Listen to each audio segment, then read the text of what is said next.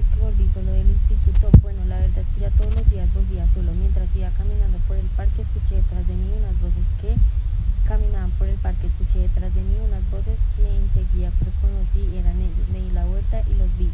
Estaban a unos 100 metros y como siempre que los veía me puse a temblar, les tenía miedo. Y aún, y aunque lo normal hubiera sido fluir corriendo, la verdad es que estaba ya tan cansado de huir que decidí quedarme sentado en un banco. Me quedé allí esperándolos, me fijé en sus caras desde lejos y me di cuenta de que les había sorprendido eso. No se lo esperaban, supongo que ellos pensaban que les estaba plantando cara, pero la verdad no era esa. La verdad es que no tenía ni ganas de escapar. Vi que poco a poco se iban acercando, 50, 40, 30 metros. Al menos eso calculaba yo, y en ese momento cuando ya estaba tan cerca de mí que pude distinguir hasta la cara de rabia que ponía, cerré los ojos, apreté los párpados lo más fuerte que pude y deseé con todas mis fuerzas poder desaparecer de allí. Me agaché sobre mí mismo, puse la cabeza entre las piernas y me quedé esperando un golpe que nunca llegó.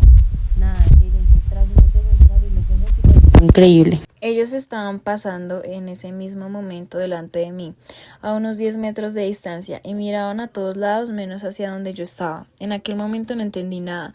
Pasaron de largo como si no estuviera allí. Era como si no pudieran verme. Me miré las manos, los brazos, me miré los pies. Yo sí me veía claro, pero eso no significaba que los demás pudieran verme. Quizá el veneno había funcionado, quizá por fin había conseguido ser invisible. Mientras se alejaban de vez en cuando giraban la cabeza y miraban hacia donde yo estaba, pero no hacían nada, no veían, no me sacaban el dedo, no me gritaban, seguían sin verme. En cuanto desaparecían por una de las avenidas del parque, me levanté de un salto y comencé a correr hacia mi casa. No me habían visto, por fin había encontrado mi superpoder, por fin todo lo mal que lo había pasado había servido para algo, podía ser invisible. Ahora solo tenía que entrenar y entrenar para conseguir desaparecer siempre que quisiera para poder controlar mi poder. Llegué a casa, subí corriendo a la habitación y me tumbé en la cama. Aquel fue uno de los momentos más felices de mi vida. Empecé a soñar en todo lo que podía hacer con aquel nuevo poder, en cómo iba a mejorar todo, y mientras pensaba en todo me di cuenta de algo, que iba a cambiar mi vida a partir de ese momento. Y si esa no era la primera vez que me hacía invisible, y si durante los últimos días, las últimas semanas, sin yo saberlo, me había hecho invisible muchas otras veces, claro, grité. Eso explicaba todo, eso explicaba que la gente nunca me ayudaría, que nadie viera nunca nada, que nadie hiciera nada por mí. Claro, es que era invisible. Por eso cada vez que yo salía corriendo, y sus amigos me perseguían por las calles. La gente solo les veía a ellos, seguramente solo verían a unos chicos que iban corriendo sin más por la calle. Nada más. Por eso nunca nadie me ayudaba. Por eso cuando después de las clases yo salía corriendo y me chocaba con los familiares, nadie decía nada. Solo notaban el golpe de algo, se quedaban extraños pero no hacían nada. Por eso cuando me pegaban en los pasillos, cuando me quitaban el bocadillo en el recreo o cuando me tiraban al suelo, ningún compañero me ayudaba, ningún profesor les castigaba, claro, seguramente no podían verme. Aquello lo explicaba todo. Explicaba que nadie me ayudara. Nunca. La gente no podía ser tan mala, imposible, tenía que haber una razón por la cual nadie viera nada de lo que me pasaba. Y allí sobre la cama aquella tarde fui feliz, muy feliz. Amanece sobre un chico que por fin tiene una razón capaz de explicar la parte oscura del ser humano. Es invisible, por eso en casa nadie ha notado que en su cuerpo ya no hay ilusión, que su rostro solo dibuja sonrisas forzadas y que sus ojos casi siempre miran a ningún sitio. Por eso se han fijado en que jamás se apoya en el respaldo de la silla, ni se han dado de cuenta tampoco de que una vez sobra más pan porque los bocadillos cada día son más pequeños. Fuera en la calle, en la vida, nadie ve a un chico que sale despacio de casa y llega corriendo a ella, que cierra con fuerza la puerta para dejar el otro lado de todos sus miedos. Nadie ve a un chico que espera el último minuto justo antes de que se cierre la verja interior del instituto para salir detrás de un árbol o del interior de una granja. Nadie se ha dado de cuenta tampoco de las marcas de tiza que suelen aparecer a media mañana sobre su espalda. No ve ningún padre, ningún alumno, no lo ve a él con conserje ni siquiera el policía se da paso en el cruce que hay frente. Nadie ve al chico que entra el último al instituto y sale el primero. Un chico que ha olvidado andar porque ya solo sabe correr. Correr por los pasillos antes y después del recreo, entre las clases, por el pasillo al finalizar el día, por la calle en dirección a casa.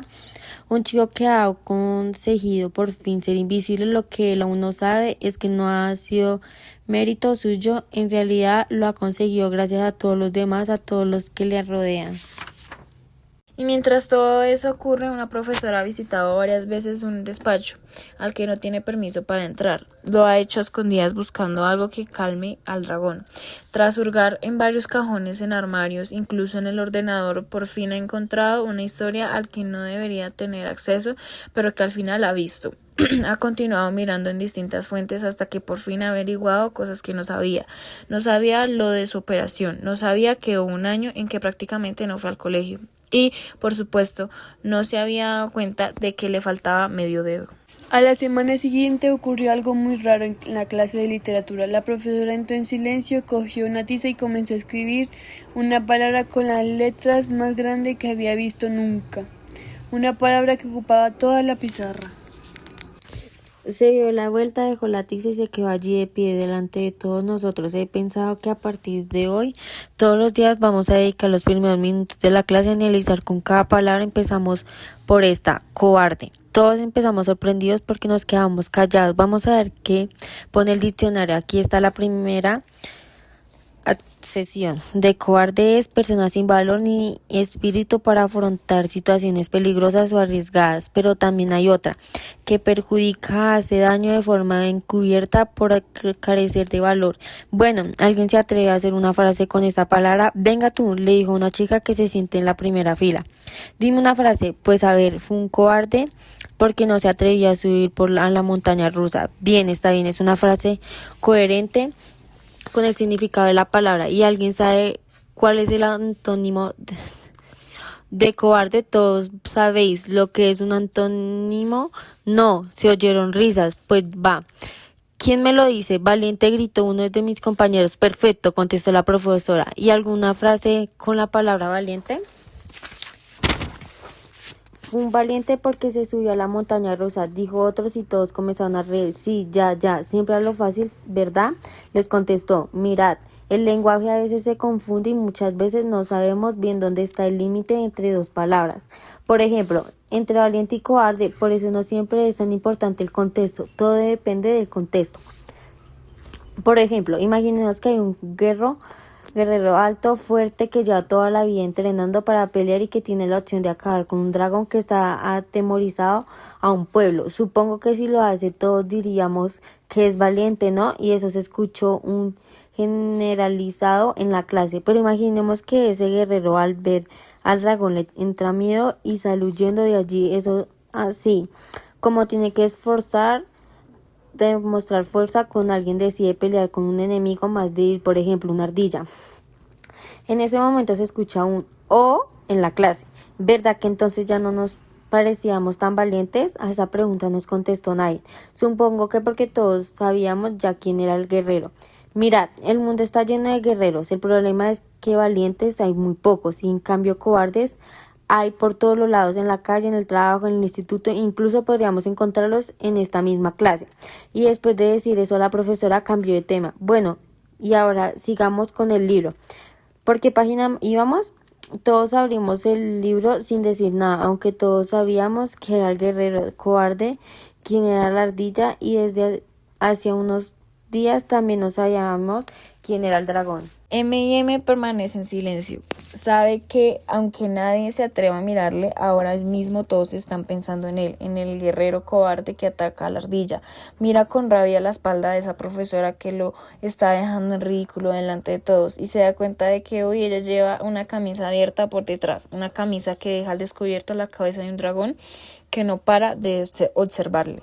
Se fija ahora en uno de los asientos de delante. La ardilla, así que cobarde. Cuando te coja ya veremos quién es el cobarde, se dice a sí mismo. Lo del otro día en el parque salió mal, pero sabe que hay muchos más días, muchísimos, para volver a intentarlo, para hacer que esa ardilla se vuelva pequeña invisible. Kitty escucha con atención la historia mientras dibuja en su libreta la pelea entre un pequeño guerrero y una ardilla gigante que intenta comérselo. De momento solo es capaz de luchar contra MM a través de los dibujos. En cada clase mira al chico avispa preguntándose de dónde está todo lo que han perdido, porque ya no queda nunca, porque ya no hablan, porque no tienen contacto ni a través del móvil. A veces mueve la boca en silencio, formando palabras en el aire con sus labios, imaginando que de alguna forma llegarán hasta ese chico, que poco a poco va desapareciendo. Si supieras lo que escondías, te quiero. Yo solo puedo verlo en clases cuando está en su silla, mirando hacia la nada, viviendo su ausencia. Después, cuando llega el recreo, cuando acaban las clases, le da la impresión de que su amigo se va apagando entre la gente. Nadie le ve, nadie la mira tampoco. Nadie se da cuenta de que hay una vida que va difuminando lentamente. Al menos, ahora hay una persona que intenta hacer algo. Al menos esa profesora está haciendo lo que puede. Pero ¿y ella? ¿Qué está haciendo ella?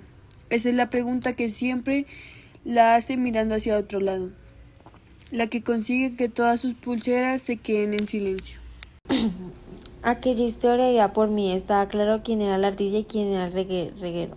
Lo que no tenía yo en tan claro es aquello que iba a ayudar o no. De todas formas ya no me preocupa. Yo ya tenía mi superpoder, ahora solo hacía falta mejorarlo cada día, probaba y cuanto más probaba mejor salía. Cada vez era capaz de ser invisible durante más tiempo y delante de gente. Lo del parque me volvió a pasar 2 veces, pasó más o menos. Lo mismo que la primera vez, ellos vinieron a por mí y yo me quedé quieto. Cerré los ojos, me concentré y cuando los abrí habían pasado a lo largo. En el instituto también iba mejorando todo. Por ejemplo, en el recreo me acurrucaba en un rincón y conseguí desaparecer durante esa media hora. Ya me había acostumbrado a andar por la calle sin tener que preocuparme por nada. En cuanto salí del instituto me metí a un granjero cercano. Allí me agachaba sobre a mí mismo, me concentraba todo lo que podía y salí de allí siendo invisible. Nadie me iba a molestar hasta que llegué a esa casa. Pero aún así a veces había fallos, no siempre salía todo bien. Por eso empecé a observar más determinadamente a mis compañeros, que averiguar quién era capaz de verme y quién no. Yo sospechaba que algo extraño pasaba por mi poder, pues no era invisible para todos a la vez. Había gente que podría verme y gente que no. Y eso es lo que tenía que averiguar, cuál era la razón por la que los que me querían apagar y a veces me veían y los otros, los que me podían defender, casi nunca lo hacían. Uno de ellos fallos ocurrió un día en el parque. Me había confundido tanto que no me di cuenta de que alguien me había estado siguiendo.